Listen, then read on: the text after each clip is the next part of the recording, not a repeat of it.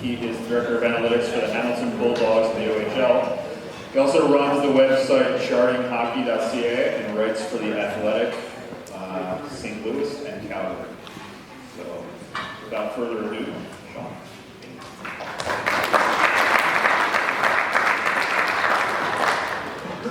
Hi, good morning. Hi, welcome. Thank you for coming this morning, spending your Saturday this way. Thank you to Shuckers and Shirley for arranging this. If you've ever tried to arrange something for more than 2 people in your life, you know what a pain this is, so thank you for all the work there.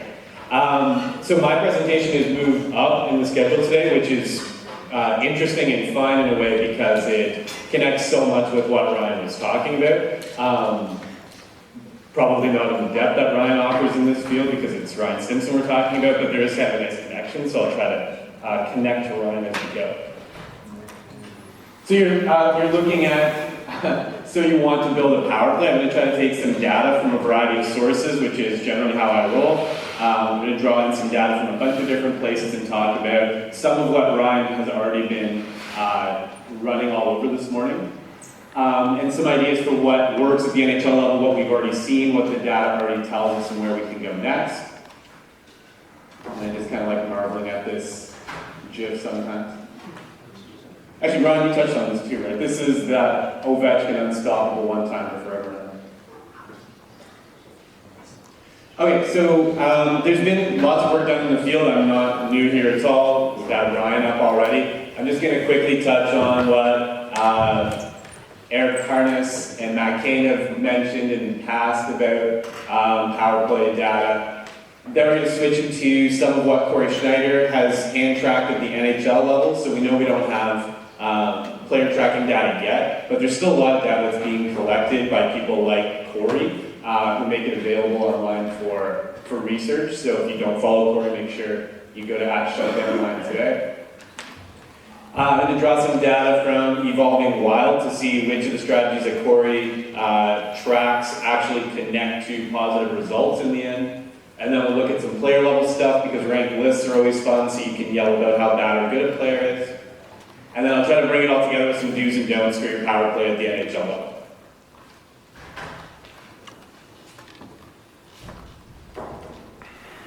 Alright, so this is just background. This is stuff that has been around in the community for a couple of years. Summed up really quickly. So Parnas found, he was doing some hand tracking for a sample of teams a couple of years ago. This is really great reading before he was hired away and out of the public space. The basic idea being that controlled entries, just like at 5-on-5, controlled entries are the way to go on the power play. That the 1-3-1 formation seemed to connect with the best results, and we touched on that, and a lot of power plays in the NHL have moved to that formation. We had the 1-3 and then 1. And then at the time, Parnas was looking at high quality chances in formation, and he was checking to see which, if you look in the, if you look at the chart in the bottom, that's just taken straight out of Eric's article, which is linked at the bottom. Which kinds of strategies have the best shooting percentage, and which ones lead to the most goals? So high quality chances were best, screenshots, tip shots, all the way down to those low quality chances that we hate, where the puck finds its way up to your defenseman who fires a weak wrister or whatever on goal, and it's not very dangerous. The other bit of background to touch on is Matt Kane, and basically I'm drawing together a couple of articles that he wrote. He demonstrated that 4 forwards, 1D is the best formation. I'm going to see if I can twist that just a little bit at the end. He also talked about how 5 forwards could be even better, but that there's been a trend of late that teams are using that even less than the little bit they had before.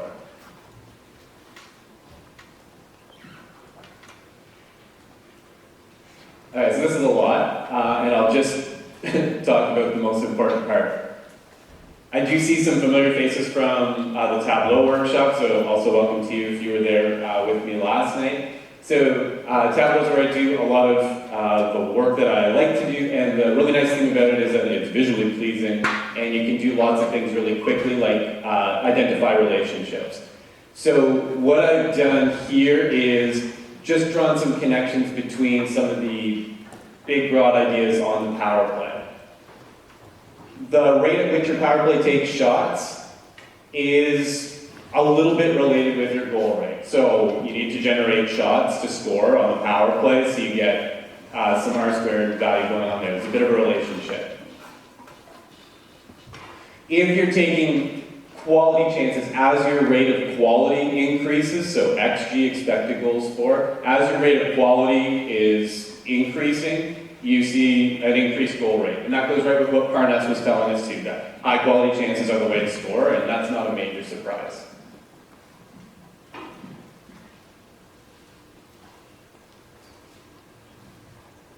Okay, this is even wilder, so again, apologies. I'll talk through what's important to know. So at the bottom, horizontally, I've taken data from Corey Schneider's power play work. He's tracked all the different kinds of strategies you can use on the power play. So we have one-timer percentage, how often a power play returns to the one-timer, behind the net, the Stimson favorite, cross-slot, low to high deflection, on-goal chance. So that's all coming from Corey's data, showing us which of these lead to results. So I joined that with, and again, this is from last year, I should say. I joined this with data from Evolving Wild, shout out to Evolving Wild all day long, the best, maybe best data spot we have online right now. So I joined it to shot rate, expected goal rate, and then actual goal rate to see what relationships we can find. So there's a lot going on here. Basically what you're looking at is the lines of relationship. If you go across the top, that's shot rate, and it shows that shot rate, as it increases, you see less one-timers, you see less behind the net, you see less cross-slot. Basically, teams that go for shots a lot, that are really trying to pump up that shot rate, something that we like at 5-on-5 in general. Teams that really push the shot rate aren't doing the dangerous things that lead to goals. Basically, an idea, again, that Parnas touched on in his research, when you're on the power play, it's easy to get a shot. You can basically take a shot anytime you want because you've got that man advantage or player advantage. And so just getting the puck on net isn't sufficient at all, and doing so actually hurts your chances of doing something productive. In the middle, we get the relationship of these different strategies with expected goals. And so an interesting spot, if you go to the middle on the left, is the relationship between taking one-timers and expected goals. It goes down a little bit. It's not like major, but we see that the relationship is negative. So that's something that teams that take one-timers as a high percentage of what they're doing on the power play, that their expected goal rate actually goes down a little bit. And if you think about that, that makes some sense. If you're taking those one-timers, we're kind of thinking of that Ovechkin spot on the ice again, or that Kucherov spot on the ice, you're not in the prime XG location in terms of distance from the net. You're away from that. So something else is going on that's making that a deadly option, but it's not just proximity. So the big takeaways from here, power play units can basically shoot whenever they want, unless you're truly atrocious, which happens. Just shooting isn't connected with positive results on the power play. There's some other things that are going on that you need to look for. Going behind the net, and then the one-timer, and we'll dig into that a little more.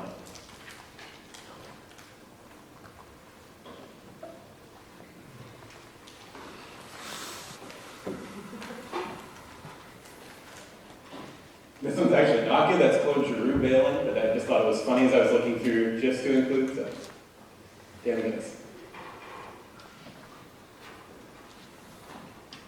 Okay, so at the bottom is the same data that I had in the visualization before, but it's just distilled down into an Excel chart that's a little bit easier to see. Teams that push quantity, that tends to have a negative relationship with the number of goals that you score. Quality, so trying to push how close you get to the net, those dangerous chances, that does connect with some of the strategies that Corey Schneider points out. Getting behind the net, looking for cross-slot passes, even low to high, and I'll talk about that.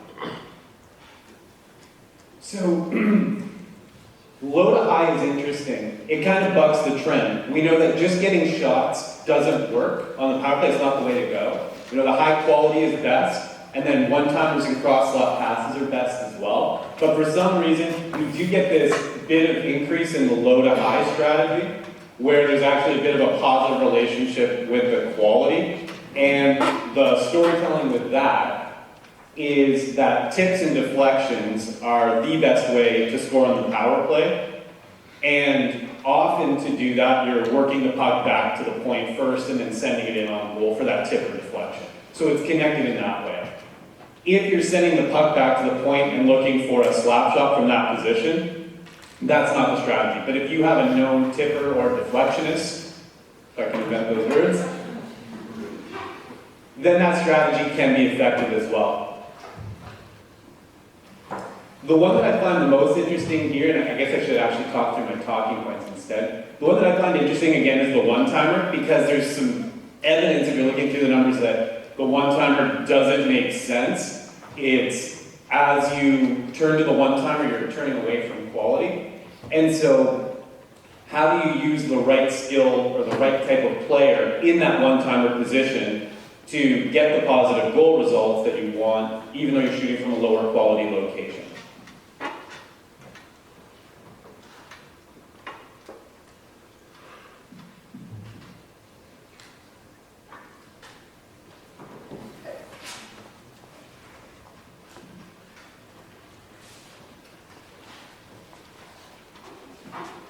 So this is a connection of bringing it forward to this year. The next two slides are teams and players and doing what we can pull from this year.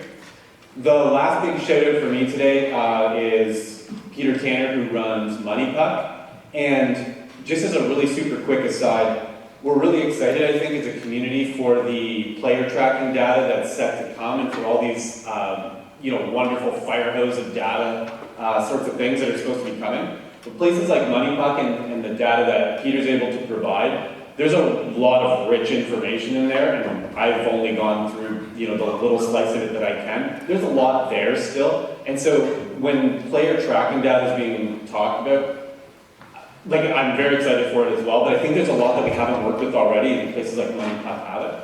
So what I've done here is, the axes are a little bit strange, and so it's better just to look at how the teams relate to each other. This is the small sample from this season.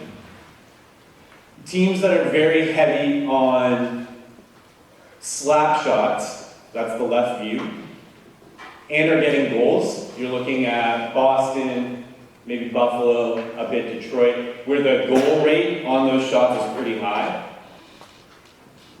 But you can see that the shot rate for those teams is below average.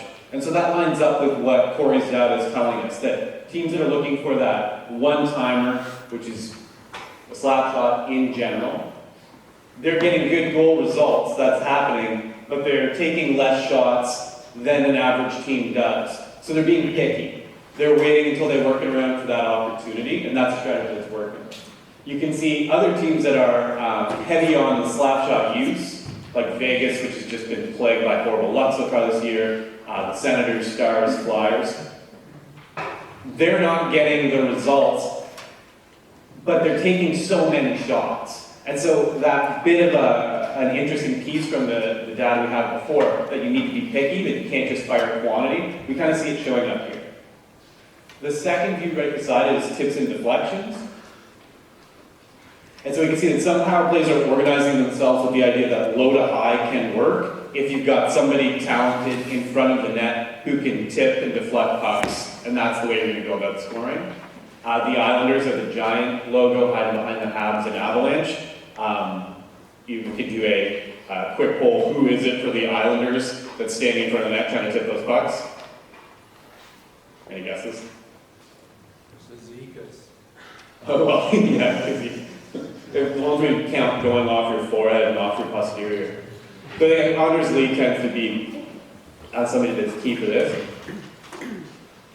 We see that there's an interesting relationship here where teams that are getting their results through tips and deflections, they're doing so by sometimes getting a lot of quantity to run it through, but it's not just the low to high working it back through defenseman for a shot. The idea is that it's a purposeful shot meant to be tipped and deflected.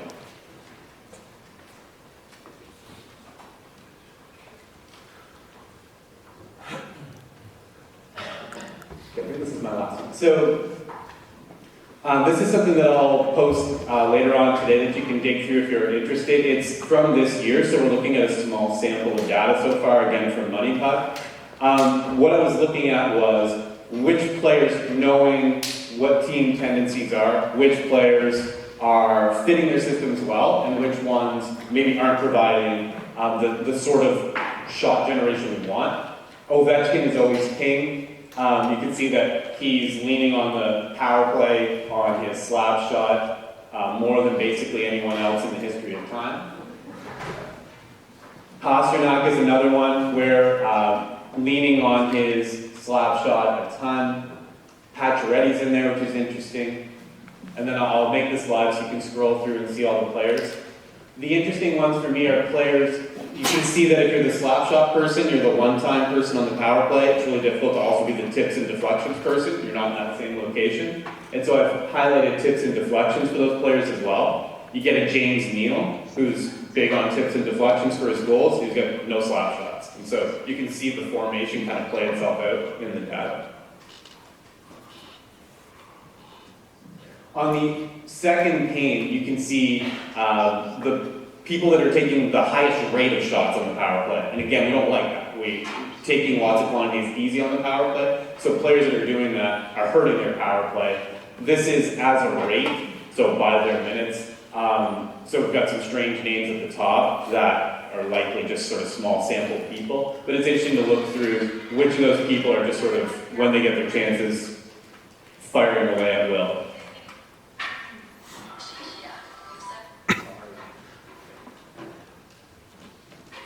Okay, and so I think I can squeeze this in with the amount of time I have left. So this is the do's and don'ts that I have so far. This is very much a work in progress still, and so I welcome you to sort of join this journey that I'm on and build off of it. The do, so have Ovechkin.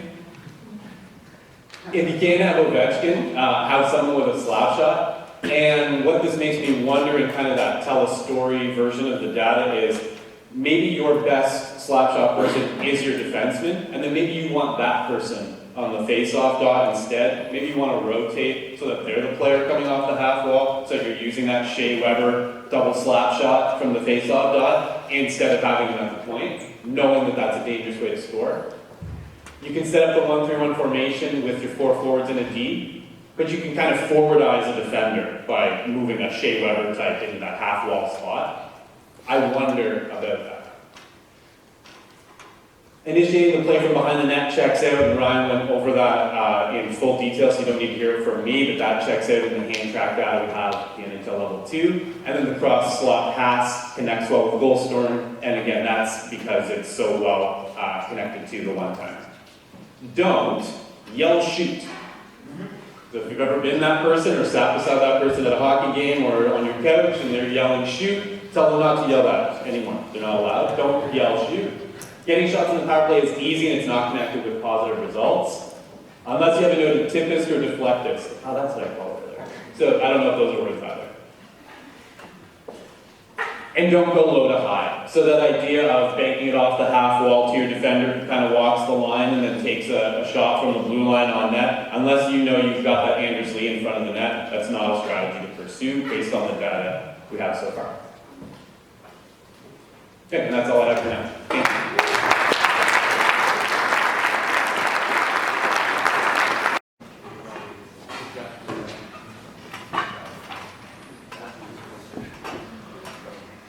Thank you.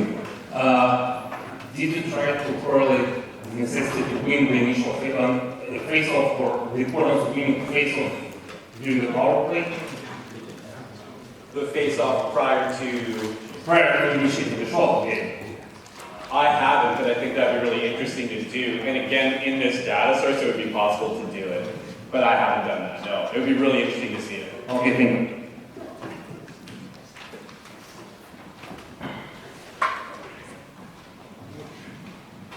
Hey Sean, wondering if you can maybe say something about X goals. Is there like a standard? I read that different places are developing their own way to do that.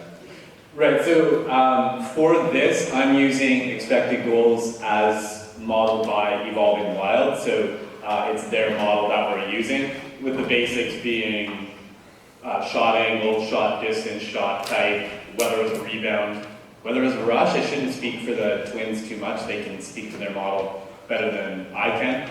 You do get that bit of variation from one model to the next, but the public models that we have on XG tend to be fairly similar, but it's Evolving Wilds that I've used here, which they tend to be consistent from site to site so far from what I've seen anyway. The NHL doesn't have connects. No. It's okay. Thank you. Hi, thank you very much for your talk. I have a question regarding your data and the correlations that you're presenting. So the relationships didn't seem very strong, and there seemed to be quite a bit of variability in those data sets. So I would like you to talk about maybe the generalizability, because not everyone has a line A, not everyone has an Ovechkin. So is there a point in having these models across the league, or should they be more individualized to a team? Yeah, so the first part is the correlations are not, like we're not looking at high correlations at all. And in some of the cases, like p-value stuff going on is like, we're looking at some really variable stuff. So 100%, no question on that. And so I think your point makes a lot of sense. What we can see here is a story that can be told. Here's a strategy that seems to point in the right direction. Now does our roster allow us to pursue this one? Like I said, if you got a Patrick Laine, where do we want him, knowing what the direction seems to be? But it's definitely not a case where we can say 100% you need to have somebody in the face-off dot, 31 teams, 32 teams wide for sure, because the correlation just isn't, we're not looking at something super definitive at all. There's lots of variance. So I think the way you put it is perfect. We can look at this as an idea, then you go to the roster and say, do we have Anders Lee? Do we have Shea Weber? Do we have John Tavares? Who is it that we're building this power play around? And then which of these strategies work? But I think one thing that we can take maybe more definitively is don't just take a lot of shots, and working it low to high and having the defenseman walk the line and fire it from there, we can probably dismiss those. Now let's take a look at our individual story for the other ones. But yeah, you're right, the correlation, we're not looking at like wildly correlated stuff.